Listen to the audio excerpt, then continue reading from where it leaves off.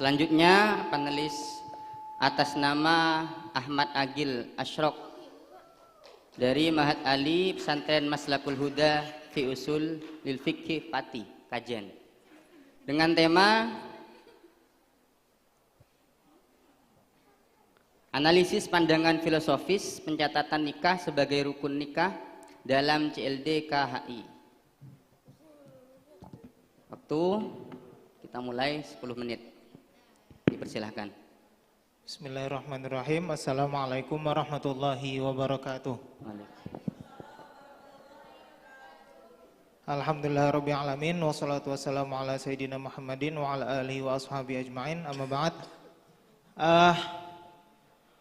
Pada makalah kami kali ini kami membahas suatu permasalahan yang kami anggap sedikit krusial, yaitu adanya penambahan pencatatan nikah pada rukun nikah menurut para penyusun kontra legal drafting kompilasi hukum Islam, di mana yang disingkat CLDKHI, di mana para penyusun CLDKHI itu adalah tim bentukan Kemenak pada tahun 2004, di mana draft CLDKHI yang asalnya memang itu program Kemenak, tetapi pada akhirnya tidak diterapkan sebagai pengganti KHI yang lama, di mana KHI yang lama itu adalah KHI yang sudah ditetapkan sejak zaman Orde Baru. Adapun pencatatan nikah sendiri, lanjut slide selanjutnya. Sebelumnya ini mohon maaf bagi para jomblo yang tersindir, tetapi di sini ada dasar untuk segera menikah. Nah, bahwa jika sudah mampu memberi nafkah, jika sudah mampu memberi nafkah lahir dan batin, maka segeralah menikah. Lanjut. Nah, lalu ada yang disebut rukun dan apa yang disebut nikah. Rukun sebagaimana yang kita ketahui adalah suatu perkara yang kalau itu tidak ada, maka sesuatu perkara ini menjadi rusak atau menjadi fasid. Nah, kemudian nikah sendiri adalah akad, akdun yatadammanu ibahata wat'in ila akhirih. Nah, yaitu akad yang mencakup kebolehannya bersetubuh dengan lafaz ingkah dan sejenisnya. Nah, berarti jika memang pencatatan nikah ini dijadikan rukun, otomatis jika ada pernikahan yang tidak dicatatkan, maka tidak sah. Jika nikahnya tidak sah, maka hubungan badan yang dilakukan selama pernikahan dihukumi zina. Lanjut. Nah, kemudian ternyata rukun nikah sendiri menurut berbagai mazhab itu berbeda. Syafi'iyah merupakan mazhab dengan rukun nikah paling banyak, yaitu ada suami, istri, 2 orang saksi, wali, ijab, dan qabul. Bisa dibaca mazhab lain itu sedikit. Lanjut. Nah, KHI, kompilasi hukum Islam, bahwasanya memang ketika pembuatan KHI ini itu memakai kitab-kitab yang tanda kutip muktabar dan itu diakui oleh kalangan ulama tradisionalis pesantren. Rukun nikah yang dipakai itu sebagaimana yang dipakai di Syafi'iyah. Nah, tetapi di CLDKHI rukun nikahnya ada yang hilang, ada yang ditambahkan. Yang hilang itu adalah wali nikah dan 2 orang saksi, yang ditambahkan adalah pencatatan. Nah, pada kali ini kita fokus di pencatatannya. Lanjut. Nah, kenapa kami mengambil mabadi asyrah? Bahwa nanti kita akan membahas di antara salah satu poin di mabadi asyrah nanti adalah al-istimdad atau sumber pengambilan. Nah, kami membagi analisis filosofis terhadap pencatatan nikah ini menjadi 3 bagian, yaitu ontologi, epistemologi, dan aksiologinya. Dan salah satu yang akan menjadi titik tekan adalah di bagian al-istimdad yang kami masukkan dalam kajian epistemologi. Lanjut. Nah, kajian ontologi sebagai mencari hakikat daripada pencatatan nikah itu adalah sebagaimana di slide, nikah yang dimaksud di dalam CLDKHI adalah nikah yang disetujui oleh kedua mempelai dan dicatatkan melalui pegawai pencatatan nikah. Kemudian pencetusnya ada tim penyusun CLDKHI. Kemudian ruang lingkupnya adalah pencatatan nikah yang dijadikan rukun.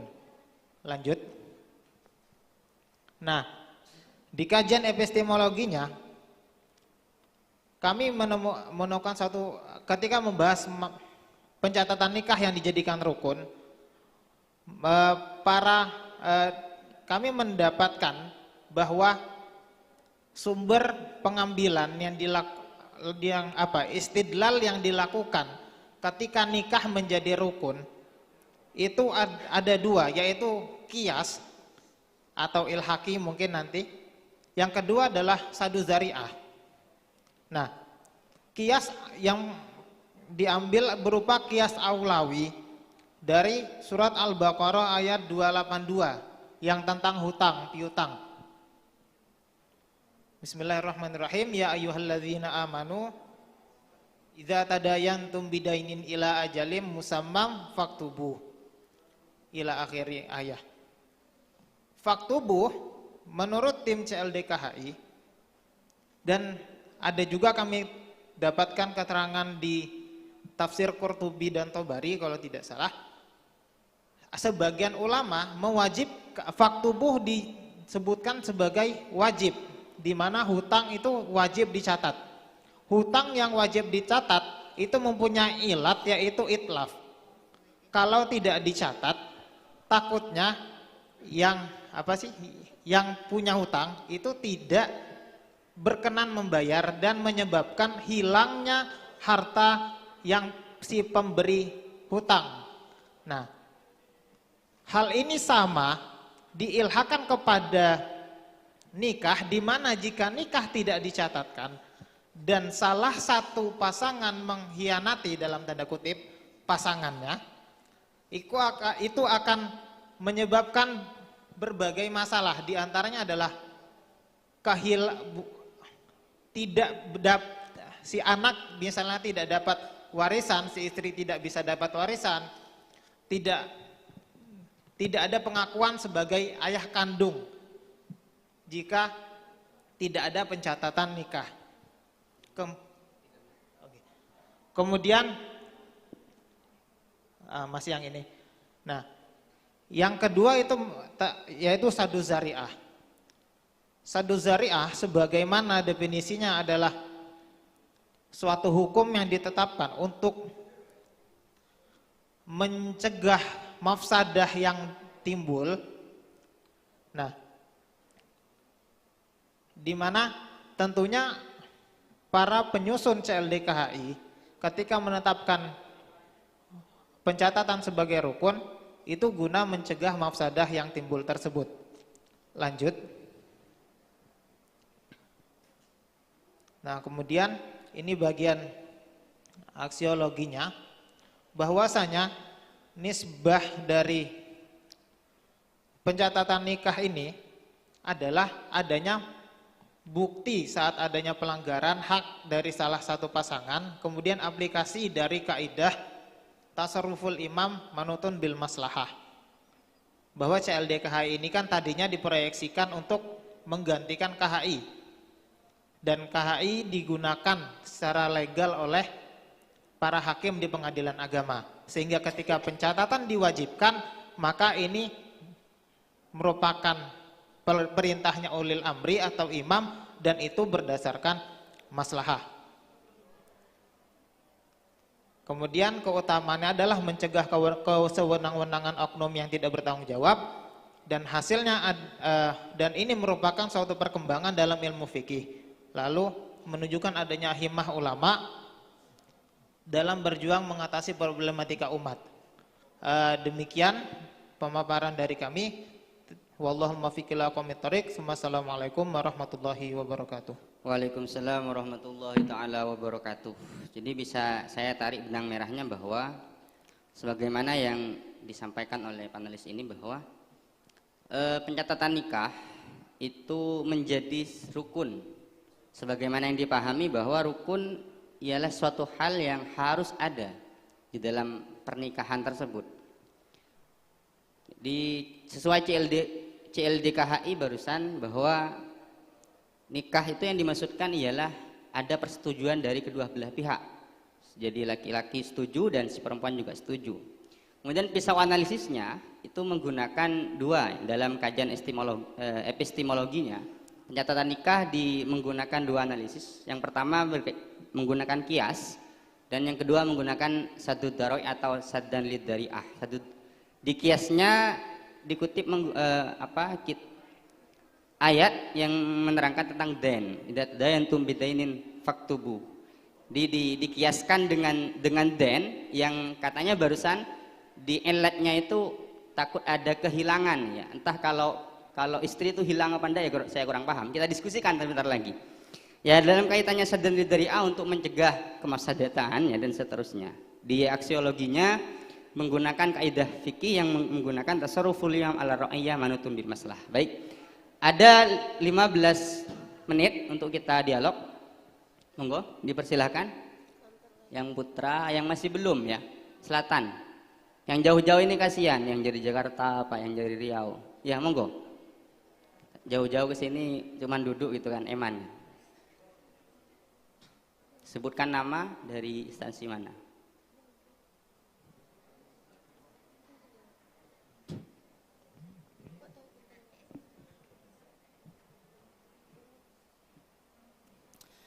Bismillahirrahmanirrahim.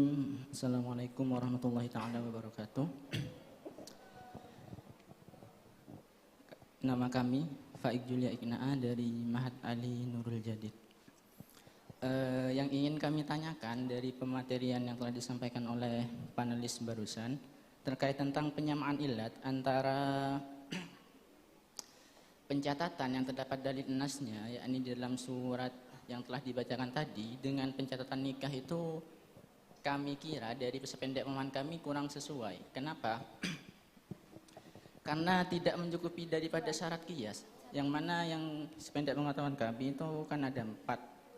Yang pertama ada zahir, kemudian munasib, kemudian muta'addi, ya itu. Dari syarat yang pertama zahir, kami kira unsur khianat atau tidak adil itu tidak mencukupi syarat untuk kemudian disamakan daripada pencatatan nikah dengan pencatatan pencatatan hutang. Nah, gimana itu tanggapannya? Bisa saya pahami. Yang lain, Putri, monggo ya, Mbak yang kacamata itu. Ya, terima kasih atas waktunya. Kami dari Mahat Ali Nurul Qadim. Ya, monggo.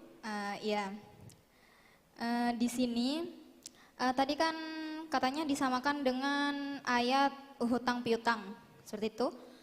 Lah, berarti kan dikiaskan dengan itu. Untuk masalah pengkiasan kita kan harus tahu adat syibehnya apa, wajah syibehnya apa, dan yang lain-lain. Mungkin bisa diperinci dulu. Kenapa kok bisa langsung disamakan? Sama berarti ya. Iya. Sama dengan ditanyakan ya, dan sana terus juga berarti, kan? ya dalam ayatnya kan itu menggunakan bentuk wal yaktub seperti itu. Oke, ya. Itu kan bisa. bahasanya hanya hendak lah. Mungkin bisa diperjelas amarnya yang seperti apa seperti itu. Iya, bisa saya serap apa yang sampean tanyakan. Intinya sama. Mungkin ada yang lain, satu lagi. Ya, itu. Yang utara. Yang sudah dianu dulu, pending dulu. Bismillahirrahmanirrahim. Kami dari Mahat Ali Yasuniyah ingin bertanya tentang kata rukun yang tadi sempat disinggung oleh penyaji. Simpel pertanyaannya, kata rukun ini kira-kira kalau kita mau artikan seperti fuqaha, Maka sebagaimana yang disampaikan oleh penyaji, kita setuju. Tapi kira-kira menurut penyaji, ada ndak makna istilahan menurut Indonesia atau Nusantara tentang pemaknaan rukun? Karena yang kami pahami dari apa yang disampaikan, mau apa ya, rukun yang sebenarnya itu sangat sangat penting, mau diotak-atik sama CL, yaitu tadi. Lah, pertanyaan kami intinya kira-kira ada ndak makna rukun istilahan menurut Nusantara? Rukun itu apa? Oke, bisa saya pahami. Jadi sudah ada dua penanya, tiga sebenarnya, tapi yang nomor dua hampir sama.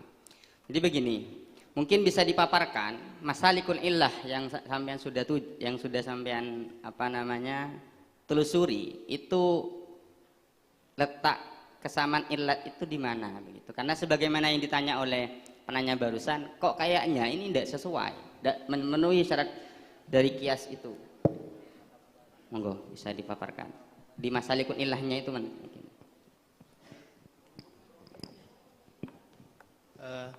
Terima kasih. Untuk masalikul illah yang ada dalam faktubuh tadi, dalam ayat dan dengan pencatatan nikah, itu menurut kami ada munasabah di situ. Di antara kedua sifat ini ada satu kecocokan, yaitu adanya kehilangan hak yang yang seharusnya bisa diterima, dan itu hak yang diterima ini sama-sama wajib, sama-sama ya harus diterima. Orang yang punya hutang itu wajib membayar hutangnya. Orang yang punya istri wajib menafkahi istrinya dan anaknya. Nah, kalau seandainya tidak ada pencatatan, ketika si suami atau si yang punya hutang ini tadi tiba-tiba menghilang keluar kota misalnya, bersekian waktu tidak pulang, ini sama-sama ada hak yang tidak bisa terpenuhi. Di situ menurut kami ini kecocokan ilatnya.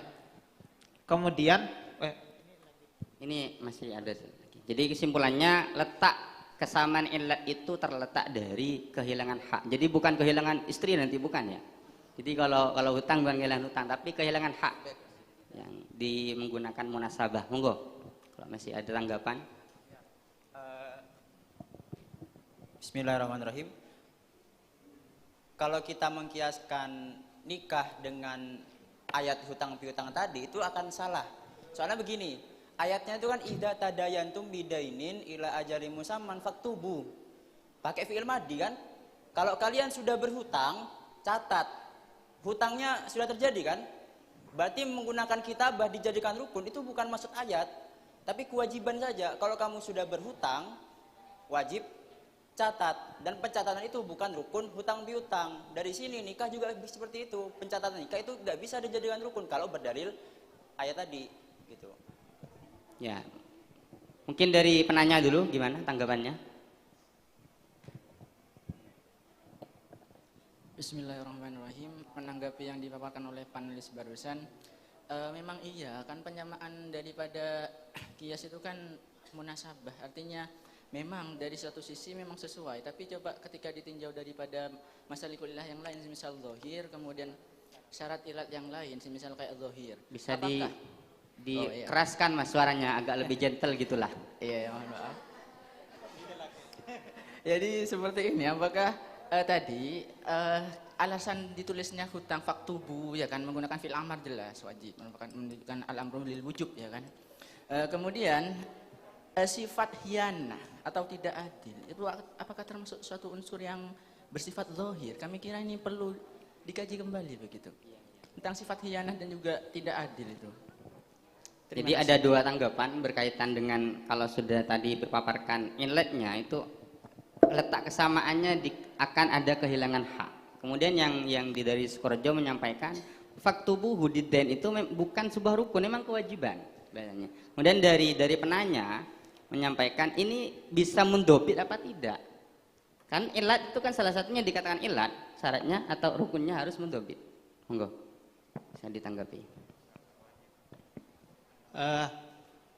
Masalah kewajiban dan rukunnya, memang di sini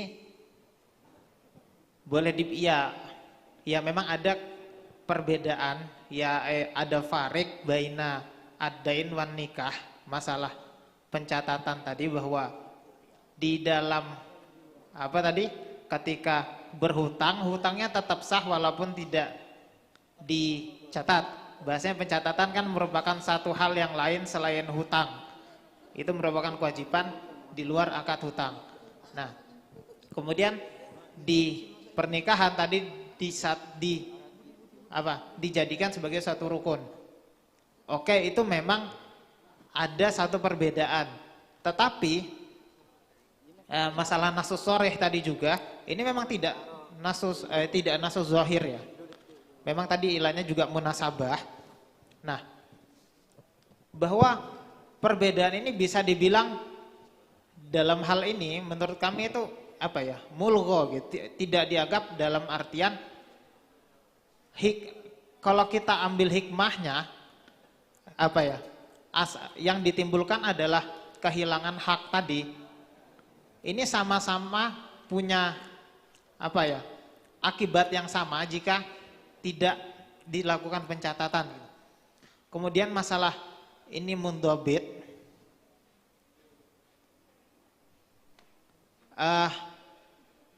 menurut kami ini ya mundobit karena memang ada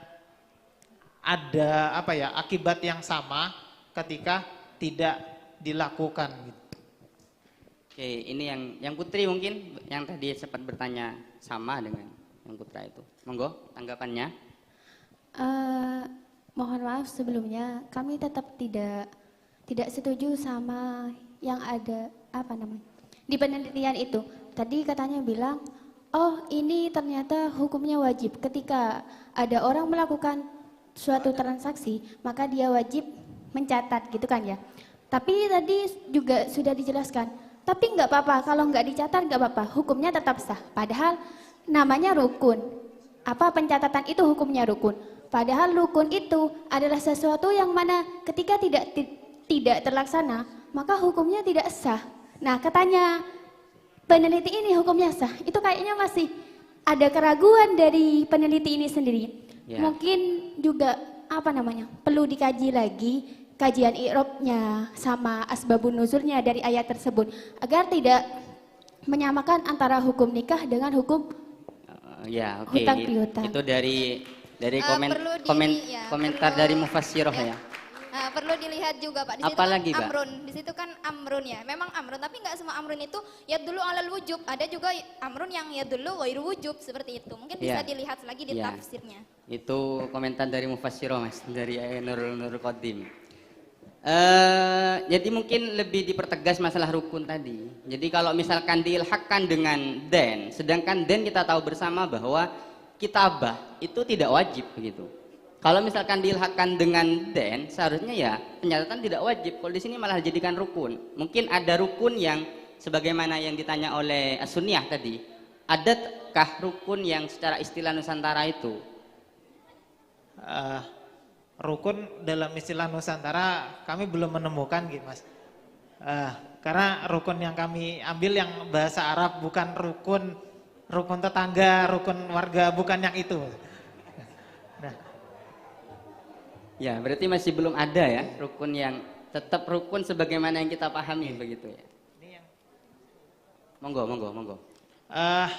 Gini, kenapa tadi pencatatan itu wajib tapi masih bisa sah dennya? Karena ini dua hal yang berbeda, ada dua hukum yang berbeda, yaitu akad den dan kewajiban mencatat. Mengenai kewajiban pencatatan hutang, itu aslinya ini memang qil di tafsir Qurtubi. Yang kami sempat baca itu adalah ini ada satu qil di tafsir Qurtubi. Jumhur memang mengatakan itu sunnah, tetapi pendapat lain, bukan qil sih, di situ disebutkan ada satu qaul yang mengatakan faktubuh ini adalah wajib.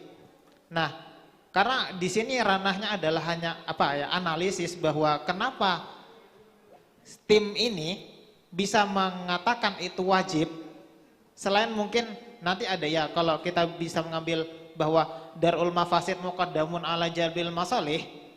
Nah, ini darul mafasid apa, mencegah efek negatif yang ditimbulkan jika tidak ada pencatatan itu lebih baik daripada mendatangkan satu kemaslahatan ya. Dan itu ya adanya pertanggungjawaban, ada pencatatan itu satu kemaslahatan juga.